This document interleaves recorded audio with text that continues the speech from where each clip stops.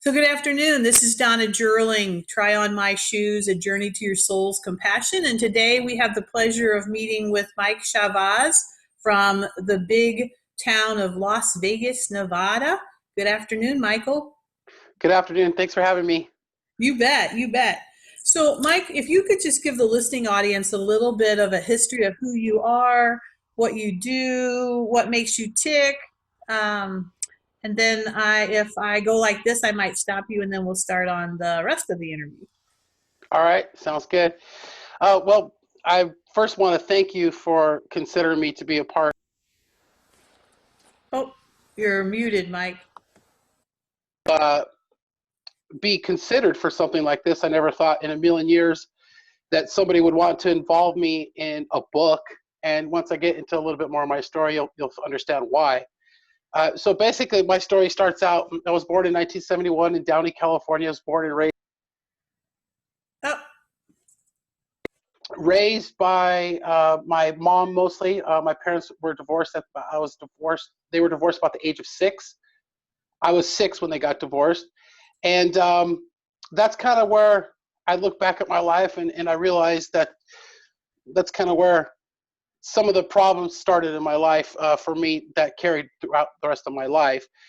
When I was in the first grade, I was out of control. I basically was missing my father and I always wanted him around. I couldn't figure out why he wasn't there. And I used to look at myself and think, why did these other people have a mom and dad? And it was just a stigma that I carried with me.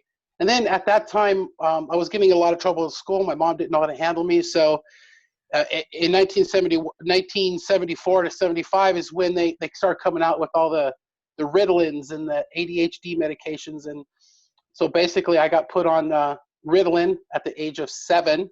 wow. And yeah, it was really odd for me to have to go take a pill every day. And it kind of gave me like this label that I carried with me the rest of my life. And it caused a lot of limiting beliefs. So as I went through my life, I carried this with me. And I've been married 3 times. I'm on my 3rd marriage right now. And I think that a lot of that stuff that happened to me when I was younger definitely affected my relationships. So being, put in a box or put in a label put on you at a young age, if you don't figure out how or why that happens, it could be detrimental to you. So where I'm at now in my life, I've started a journey of self-discovery and personal growth about 806 days ago. I started going live on About Facebook. 806 days ago. Just approximately. The only reason I know is because I do it every day. So about 806 days ago, I started going live on Facebook, and I started this discovery of self-awareness to see who I was, and I did it live on social media, and I just kept doing it. I just knew when I first started there was something there, and with the platform of going on live and connecting with other people, I found that I started opening up and being transparent and sharing my struggles, and I realized I wasn't alone. I realized there was a lot of people that were relating to me. There was a lot of people that had gone through the same thing that I'd gone through, and that's kind of when everything started to happen for me. When I realized that my life wasn't really maybe as bad as I thought it was. I have this saying to myself now. I'm like, anytime I think my life is bad, I say to myself, well, compared to what? What do you have to compare that to? Right? And I realize the more people that I meet, that other people have gone through way more traumatic and tragic things than I have. And it just made me realize that, what? I was actually pretty blessed as a child growing up. And it's all about the perception and how you look at it. And I encourage people now to really take a look at what they're doing and what their life's like, because if you start counting your blessings and the things that are good in your life, you'll be amazed at how it can actually change your life. So I try to spread that power of positivity and self-reflection to people by doing my daily live videos. And if I wouldn't have done them, I would have never attracted people like you into my life. So I'm blessed to I'm just do curious. that. You said earlier, Mike, that when you were a little kid, just first grade, so impressionable. And then Mm. prior to that, mom and dad break up and you don't understand. One day they're there and one day one's not. It has to be pretty traumatic. Um, you said that you had some limiting beliefs. I think that was the word you used, that Mm. affected you now as an adult. But as a child, 6 or 7 years old, um, let's talk about that for a minute, because that's where those beliefs actually form. So you just want to rattle off some different things that you thought about yourself that you found out very quickly were limiting beliefs, but you didn't find them out until you're X amount of years later. So what kind of Yeah, limiting beliefs did you find? I think the biggest common, like the theme would be not feeling normal, right? Not feeling like I could fit in. Yeah, I Feel, saw. yeah, yeah, kind of feeling excluded, feeling like I wasn't, like I just, there was something wrong with me, basically. Like, that I think was the biggest limiting belief. And I think that transmuted into other things, right? So if you have that limiting belief that there's something wrong with you and there's an opportunity or there's something challenging in your life, that's the first, subconsciously you may go back to that limiting belief that you're not normal. So how do you think that you could fit in and do things that a normal person would do, like a happy marriage, successful career, so on and so forth? So I Yeah, think it was just to the long-winded answer to that question is basically not feeling normal, like I wasn't good enough. yeah, yeah. Defining normal, that's kind of a moving target, isn't it? I mean, Mm. it depends on what situation you're at and what normal looks like and how it fits into the situation. I mean, normal in a bar having a couple of brewskis with your friends, yeah. Normal when you're in a marriage and you feel like it's crumbling apart and you don't know how to fix it, probably don't feel so normal. So, yeah. Yeah, it's all like compared to what, right? That's Yeah. compared It's compared all to, that comparisonitis. I always yeah. I always use that word because it's like I was sitting in Chicago one time next to this beautiful woman who looked like she had her entire act together, right? And I mean, there wasn't a hair out of place. Her makeup was stellar. We had just had lunch. Even her lipstick still looked like it was the morning when she got ready to go to the seminar. And the speaker is saying something and about liking yourself and loving yourself and treating yourself to be number one. Take care of yourself first. And the girls over there going like this. I said, oh, so you have comparisonitis? She goes, oh yeah, you have no idea. And that's part of what the book is about, is how we compare ourselves, good, bad, or indifferent, to other people, and realize that, like you said, you found out very quickly when you were doing your lives, all 806 of them, that you're a lot like other people in the world. So that makes that actually, there's a companionship, a camaraderie that forms when you realize you're not the only one in the world feeling like that. So, Yeah, and that was a lot of healing that was for me, right? Like always thinking that I was isolated and I was the only one that was in that type of situation. But then once I put myself out there and I realized I wasn't alone, it's like wow. And then it's like wow, this is what I was supposed to do. Okay, cool, I got it now. yeah. So yeah. Yeah, and all that because you decided one day you're going to do a live and you're going to start speaking to the world. So, Well, regardless of the limiting beliefs that I had, there was always a core inside of me that believed that I was made for something greater. That I was different, right? I was different you are because different. I am different. I wasn't going to be like now I'm not like everybody else that's just settling for an average, mediocre life, right? So Well, yeah, isn't it great? Because, actually, quite honestly, labeling you was perfect because it got you to where you are today. yeah, it's Because contrast, right? you're not normal. No, You're way beyond normal. I mean, if you want right. to say you're way beyond average. The average person doesn't put the effort. And I think it's interesting that they labeled you with ADHD. Is that correct? Yeah. That isn't, I don't know a lot about that, but isn't that all about not having focus and going off on?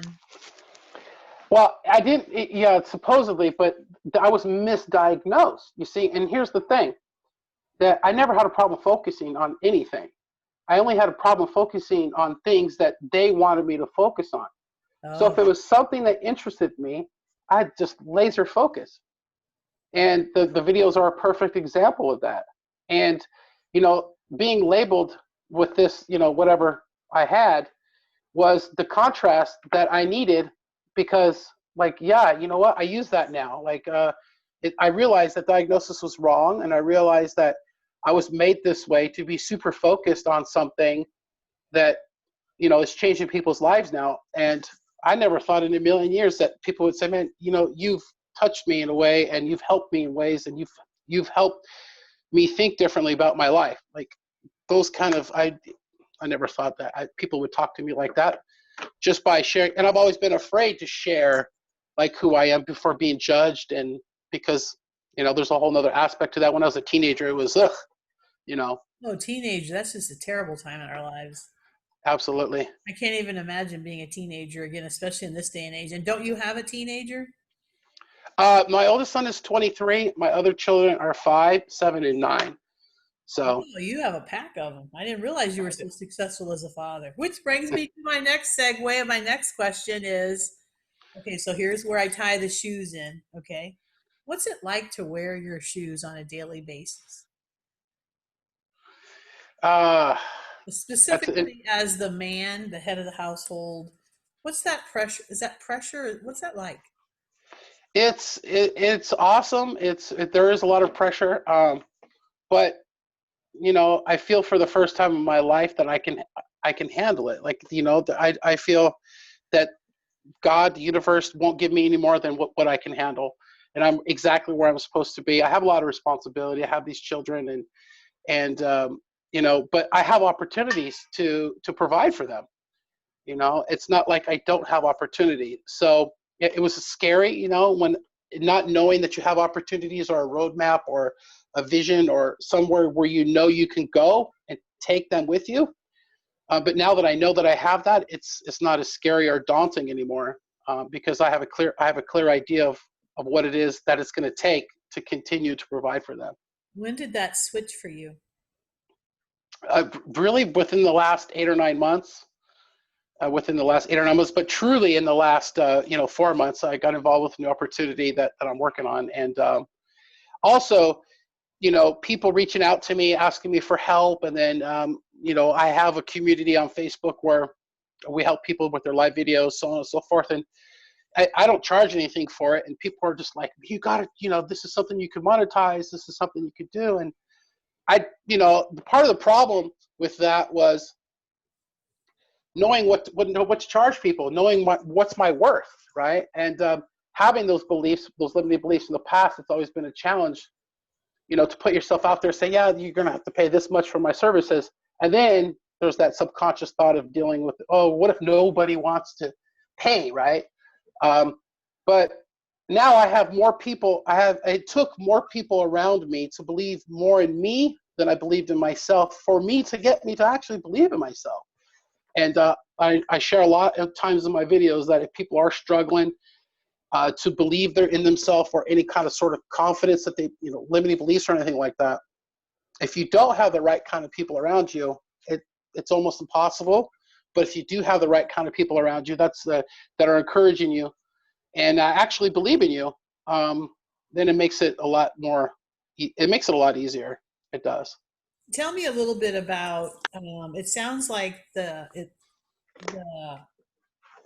freedom that you've experienced is more recent than prior when you were in your first and second marriages. What's it like to be a man in a marriage or a man single with kids, however you were, and not know where you're supposed to go? It's scary. Um, and it caused me to just do stupid things, like irresponsible things. And I think I call it escapism, right? When you Mhm. don't know how to do something, you don't know how to deal with something. There's drinking, there's other sorts of drugs, whatever. There's things where you just want to escape reality because you don't know how to deal with it. And that was my past in the past, but now I'm embracing my reality because like I said a couple of minutes ago, I look at the blessings, I look at all the good things in my life, I look at all the things and the opportunities that are in front of me, and I stay focused on that. and I don't think about it's really difficult for me. I still have my days, don't get me wrong, but I have the ability now to snap out of that rabbit hole of going down that negative train, that negative thinking. I don't allow myself to go there anymore. I immediately start thinking of what I'm grateful for. Is that your That, trick? Is that yeah, it a is. teaching moment for you to teach right now? So is that a teaching moment? The rabbit hole. Go down the rabbit hole, you're in such a mood, you could just spit fire out. So what do you do, Mike, to switch that over? I just immediately start thinking of everything that I've been blessed with. My house, there's, I've never been homeless. I've always had clothes on my back. I've never been hungry, and I've always had people around me that love me. What else do you need? That's pretty much everything money gives you.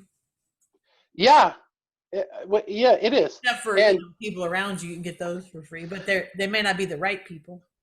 well, yeah, and if I live in the States. I mean, I grew up here. We are better off than 90% of the rest of the world. So, I mean, when you really look at it, yeah, the trick really is I just practice gratitude. It's so powerful. It literally changes your focus. Your mind cannot consciously think of more than one thing at a time. You can't focus on one. I mean, you can't do it. So I just say, am I going to think of something positive and what I'm grateful for, or am I going to just continue to just think about the things that 99% of the time I don't have control over? And another aspect of that as well is taking full responsibility. My best thinking has me where I'm at. You know, and Yeah, exactly. Exactly. if I want to be somewhere better, I got to start thinking better. Have you, I know that for the listening audience, one of the things that I have the contributor do is they choose the pair of shoes that they consider their favorite pair of shoes. Mike, you want to share with the audience what your favorite pair of shoes is and why? My favorite pair of shoes are my black rainbow sandals, and there's this factory that makes these sandals in San Clemente, California, and when I grew up surfing in Southern California, and I always loved the beach, and it's all I wanted to do was surf.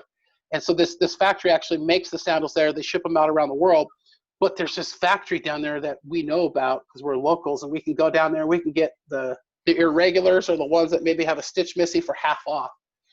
And since I was a kid, I've been wearing those sandals. And to me, those sandals represented freedom and the kind of life that I wanted to live, being able just to be at the beach and surf. And yeah, those are my favorite sandals. And I still wear them to this day. I mean, and I don't really wear shoes unless I have to.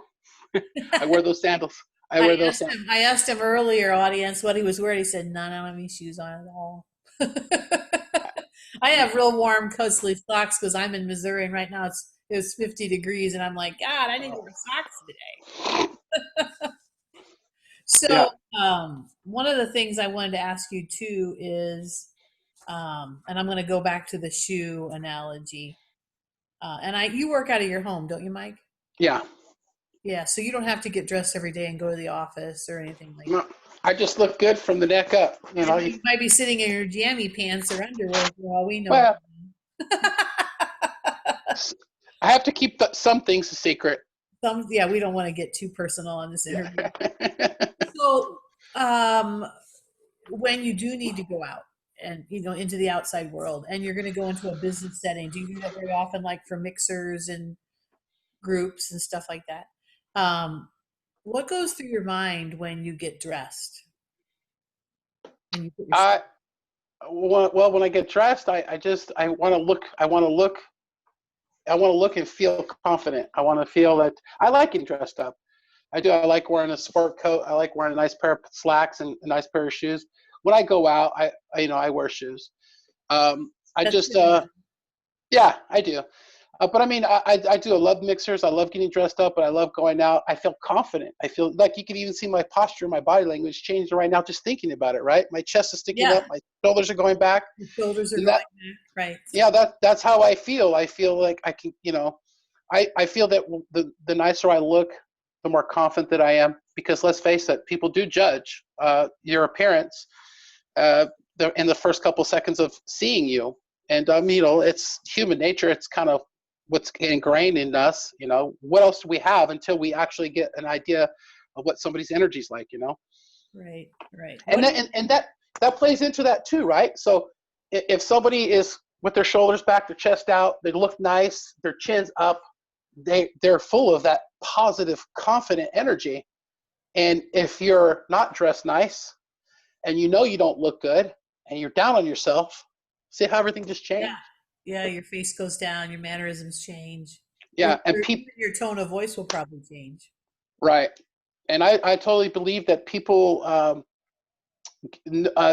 maybe come to some sort of assumption or judgment based on your energy before you even open your mouth and start speaking to them. And I think so. I yeah. think I know I used to work at a corporate banking job. One of my jobs was to go to a lot of mixers, more mixers than I even want to admit. I mean, I belonged to 5 chamber of commerces. That's how crazy my job was. Wow. And so one of the ways I learned to build up my confidence is I would go into the room. Typically, I would know a handful of people, but I wouldn't gravitate toward them because I already know those people. My job was to meet new people, right? So I would go to the person in the room that was the most intimidating to me. And I agree with your statement, Mike, about the energy. Like they exude some kind of something. That something intimidated me. So I figured, okay, if I'm going to be comfortable tonight, I'm going to get rid of that intimidation right off the bat, kind of like getting rid of procrastination. And I would go right up to them and shake their hand and introduce myself. And it was amazing how quickly I saw that energy change because they were trying to put that energy off to keep people away from them because they were shy and introverted. And they were feeling the same thing I was feeling, but that was actually their protection. Their guard was up. Absolutely, 100%. I couldn't agree with you more. And I could relate to that with my videos and people actually talking to me.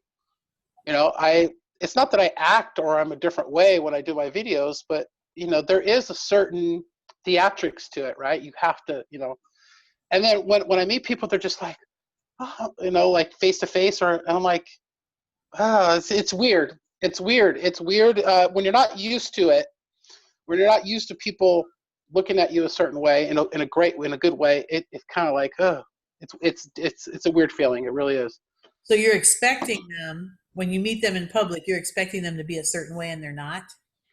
Is that what you're saying? No, I'm expecting them just to be like it's no big deal. Like I'm just a normal person. Like I'm just a whatever. But they don't look at me like that when I meet them. They look at me like you said, they have that imitation, and I can see it, right? And then I just be myself, and I'm like, hey, whatever, it's not a big deal. I make it not a big deal to make them feel comfortable because we all put our pants on one leg at a time. And there was a huge paradigm shift for me that when I realized that, the difference between, like, say, me and Tony Robbins. Okay, well, what's the difference? Really, what is the difference? Well, he just knows a lot that I haven't learned yet. He knows some things that I don't know yet. And, all the things that he learned from Napoleon Hill and Dale Carnegie and all these other people in the past. He just worked on himself, and he took all that information, and now he's Tony Robbins. He made him who he is. So that paradigm shift of we all have inside of us everything that we need to have everything that we want. It's just believing that is where it's at, for me at least. Okay, so now I'm going to go back to shoes again. I keep jumping, Okay. but It's okay. you got tennis shoes on. We can jump, right? Yeah. So, in the past, did you ever find yourself sacrificing appearance for pain for appearance? Like, did you ever find yourself um, wearing a pair of shoes, having a job, doing something that was painful, whether it was emotional, physical, mentally, or spiritually painful to you, but you did it for the money, for the prestige, for the whatever? Um, Like I, sacrifice. I, I think I did. I've done a few things like just temporarily, but I just Like it just didn't work. It just wasn't congruent. I just didn't. The only things that I've ever wanted to do are the things that I feel the passion and desire for. So I just didn't. You know, I've never really got into anything else. I can't. It's just almost impossible for me to focus on something that I don't feel, that I don't have a desire or passion to do. And I've never really done anything like that to sacrifice. I've suffered to instead of sacrificing. Right? I'd rather suffer instead of sacrifice. You know, because I knew I wouldn't be happy doing it. Right? So tell me, so what do you mean by, like, what kind of things have you suffered through? Because what I'm trying to get, I want to get into the core of how I want to also see how your suffering has, people can suffer. I want you to inspire people who are suffering right now to move out of the suffering and get to a space of where you feel right now. So bring us to a time when you were suffering. How did you make the transition, or how did you alter it? Well, I'll give you an example.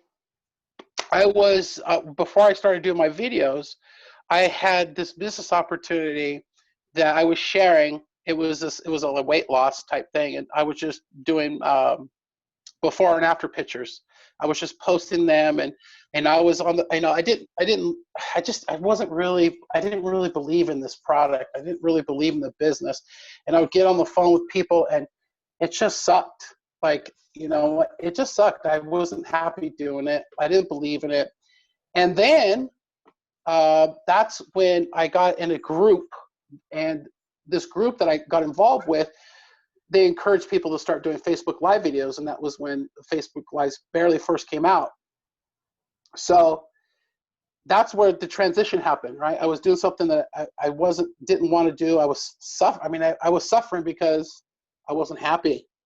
But then I saw this other opportunity to market myself, or I stopped marketing businesses and I just started working on myself. And that's where the videos came in. So I don't know if that answers your question. Yeah, so it sounds to me like the suffering was obviously self-caused. You created it yourself by being in a position, a job, or whatever, to create money, doing something that you were out of integrity with. Hmm. You didn't feel like it was congruent, like you said, with who you really were on the inside, which I think is interesting. And then the universe gives you this other opportunity for you to start being more authentic and being way out there and being real for, like, hey, this is Mike, this is me, super me, love me or leave me, but this is who I is, and Yeah. that's when you actually shine, is when you're true to who you really are, true to yourself. Yeah, absolutely. I Yeah. agree 100%. Yeah, yeah. So, do you have any other words for the wise, for the listening audience, that you would like to share? Anything that you've learned? Like, what's the number one thing in all these videos that you've done? 806 videos. That's a lot of focus, a lot of discipline. Tell me about the word discipline. Uh, I think it's self-discipline. Here's the thing. You get to a certain age where you have to be, regardless of what's happened in your past, you have to be fully responsible for your present and your future. And to me, discipline is taking massive responsibility for your life. And if you do that, then you're going to take the actions that's needed to be disciplined, to be disciplined, to show up.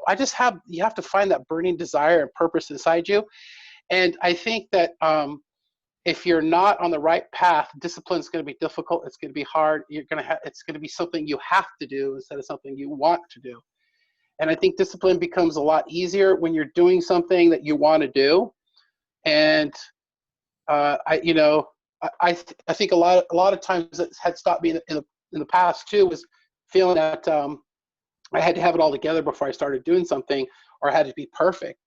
And I have this saying that I came up with, that all of your perceived imperfections are your perfections, right? Like, some of the things that you perceive to be an imperfection are something that other people may perceive as, wow, that is just amazing. That's amazing that you do that, you know? Give me an example for the audience. An example would be, like getting on video and putting myself out there that I didn't think that I didn't think people would care. I didn't think I had the, the mindset, or I didn't think I had the ability to speak where I could resonate with people. But just being who I am and just doing it anyways, that has been the power. Because listen, people can relate to me Yeah, because you're very relatable. well, people relate to me because I don't know how to be anybody else but myself. I just decided to be myself and not be perfect, and not there's no such thing as perfect, right? I mean, it's an illusion. It's all perception. And But let's think about that for a minute, Mike. So if you're truly being who you really are, who you're born to be, who God put down on this planet, whatever your words are, to be truly Mike Chavez. And if you're being authentic to that soul in your body, okay, aren't you perfect? yeah, I get, yeah, well, yeah, exactly. Well, Because you're so not putting on a special pair of shoes to make you look better than your neighbor. You're not driving a fancier car. You're not in competition. You're just being authentic with yourself. right, exactly. And don't you think that in the world that we live in now, especially with social media and with 600 TV channels 24/7, we are bombarded with marketing that says we're not perfect. Exactly. Exactly. And I strongly encourage people just be who they are. Be yourself. Yeah, there's nothing new under the sun except you. I So used to. I love that saying. yeah, There's nothing. What was it? I love it so there's much I forgot it.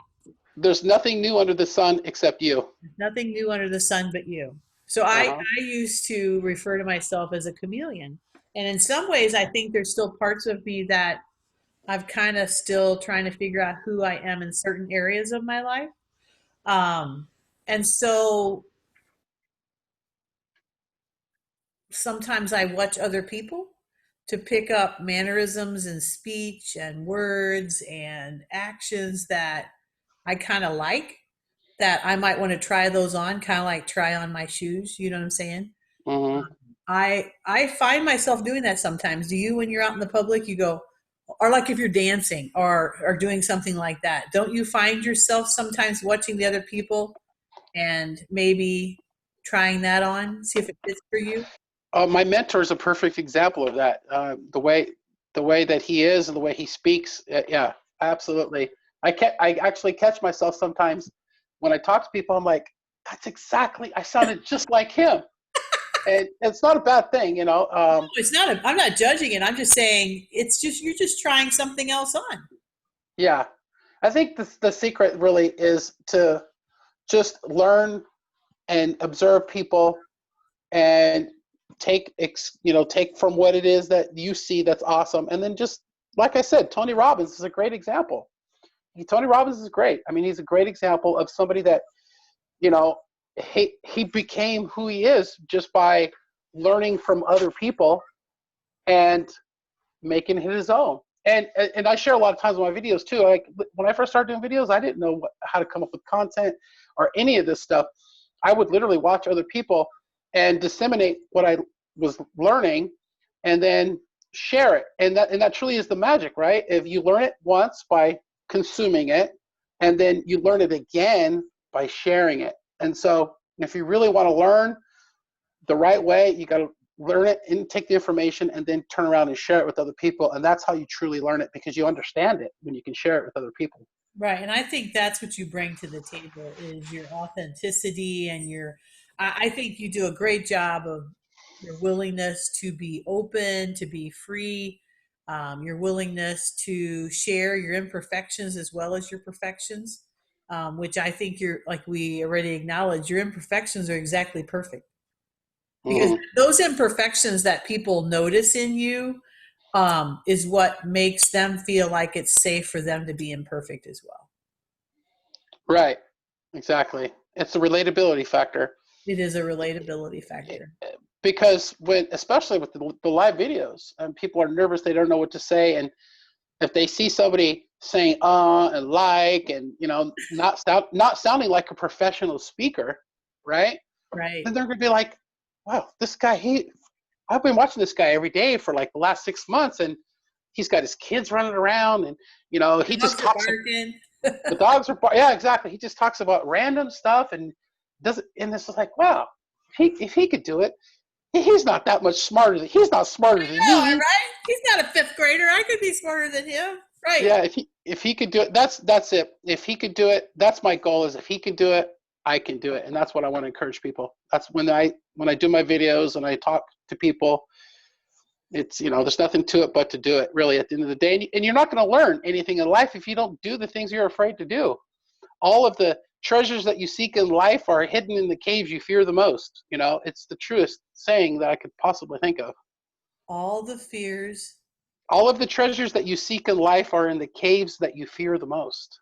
I'm so glad we're recording this because I'm not writing this down and I'll be able to refer back to it. Yeah. Well, Mike, in conclusion, my sincere thank you and all the millions of people in the world that will read the book and know who Mike Chavez is. Thank you, thank you, thank you from the bottom of my heart and from the universe that you were willing to put yourself out there. And because of your videos, that's how I met you. So thank you for your time today. And do you have anything else you want to leave with the audience? I think that's about it. Just be you. Wear And those rainbow flip flops. they're good sandals. It's not a commercial or an endorsement for them, but they are amazing. If you ever have an opportunity or They're you're torn, amazing. Well, I'd have to go. What city are they? Are they? you can. Well, they're in malls and they're online. You can buy them anywhere. I know, Rainbow but if I sandals. wanted to go get the ones that are missing a stitch, Oh, they're in San Clemente, California. Sacramento, San Clemente, San Clemente. San Clemente. I didn't even San Clemente. Never even heard of that town. So. Yeah, it's in South Orange. It's about 2 hours south of LA. Okay. So. Okay. Well, I must want them really bad if I'm going to go find them in person. So. All right. Take care. Good seeing All you. right. Okay. Bye-bye. Bye.